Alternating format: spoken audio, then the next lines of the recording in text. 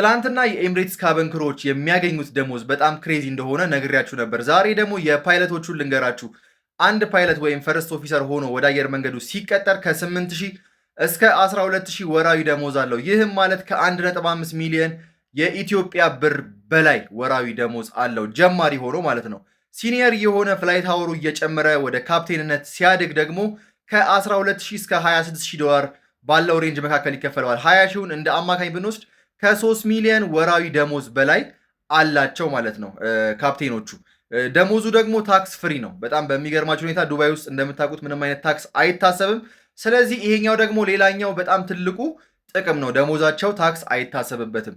እንዲሁም ደግሞ የሚሰጧቸው አፓርትመንት በጣም ጸዳ ያለ ቤት ይሰጧቸዋል። ለልጆቻቸው የትምህርት ቤት ነፃ ነው። ላይፍ ኢንሹራንስ፣ ሕክምና ሁሉ ነገር ነፃ ነው። ስለዚህ ዱባይ ውስጥ ያሉ ፓይለቶች የትኛውም አይነት ዓለም ላይ ካሉ ፓይለቶች በላይ በጣም ፈታ ብለው የሚሰሩ ስራቸውን ፓይለቶች ናቸው ማለት ነው።